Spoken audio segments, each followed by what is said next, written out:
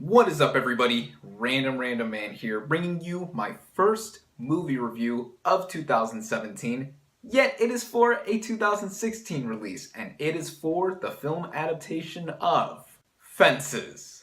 Based on the play of the same name written by August Wilson, the plot basically follows Troy Maxson, played by Denzel Washington, a sanitation worker living in Pittsburgh during the 1950s who, with his wife Rose, played by Viola Davis, struggled to make ends meet while trying to live a happy life. However, Troy has some demons in his past that have suddenly caught up with him with the internal struggle he faces within himself and the rest of his family to deal with as it all comes to a head as the story pans out. Now, prior to seeing this film, I have actually read the play that this movie is based off of during my first semester of college. In fact, here's the textbook that I read Fences out of, and here is Fences. So I already knew what to expect from this film plot-wise, but I was really intrigued to see how Denzel Washington, who does star in this film with Viola Davis, brings this movie onto the big screen as he also directed it. With the performances in this film, it is no doubt that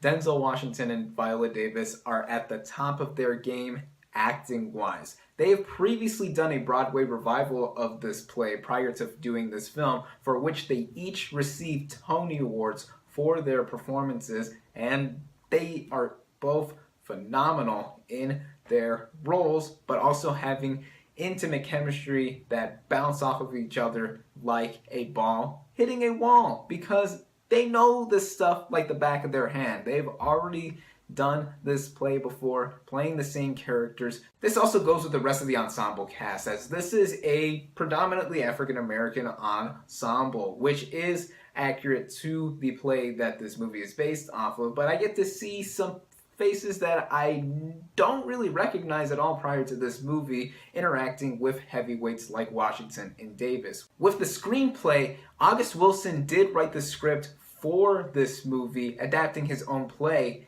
prior to his death a decade ago, and I'd say how this translates onto the big screen is really investing.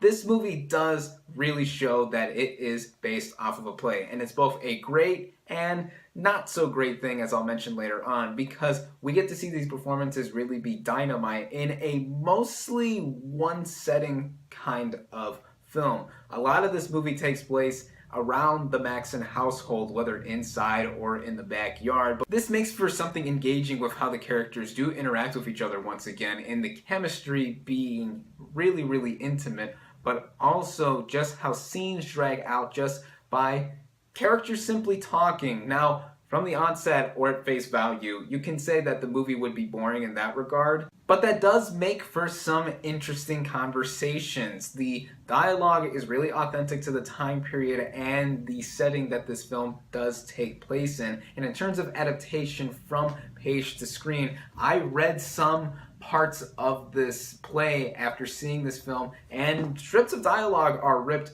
right from the play's script to the actual dialogue that is said on screen. This also makes for a really dramatic at times, but also funny at times film. The movie as a whole really is a full-on drama, but especially towards the beginning of this movie, just seeing how these characters are so in their element, talking with one another like they've known each other for years, is really funny, especially since there is quite a bit of humor. Those dramatic moments do take mostly center stage towards the end of the film, especially with more conflict brought into the plot. And like I said, with this movie really being evolved from its source material of it being a play, it's a great thing to see all these performances being brought out for us to see, but it's also a not so great thing because you really do get to see at times that it is essentially a film adaptation of a play. A lot of this movie is comprised of mostly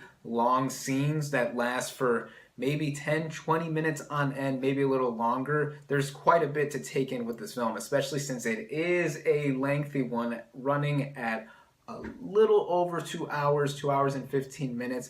I did feel the running time at certain points, especially towards the end of the film, though I knew to expect that given how this is based on a play for the 1 millionth time. But it took away a bit because you were seeing that the film didn't really deviate much else from being a straight adaptation of a play that was written so long ago. With that being said though, Denzel Washington does direct this thing with a lot of focus on the plot and characters. The way he directs himself in dramatic scenes with Viola Davis or the other actors within this film, you can really tell he's passionate about the source material, having already done this. Of this year's Best Picture nominees that I have seen, this one isn't my favorite per se. This did pick up 3 other nominations aside from its Best Picture nod, which include Best Actor for Washington, Best Supporting Actress for Davis, and a posthumous nomination for August Wilson's screenplay in the Best Adapted Screenplay category. I can really see Viola Davis taking home the Oscar for Best Supporting Actress. She's a shoo-in to win and rightfully deserves it. Its deliberate slow pace and its lengthy running time will put off some viewers from seeing it. If you have already read this play, you know what to expect like I have. I also have to mention that the final scene kinda is really different from what the rest of the movie is in tone, especially since it is so dramatic. But all in all, I really enjoyed this film. This movie is worth seeing for the writing, direction, and performances alone. I definitely recommend it. My final verdict for Fences is 4 out of 5 stars. Thank you all, as always, for watching. Be sure to like this video, comment on what you thought of Fences, subscribe to my channel for more, and I'll catch you on the next movie review.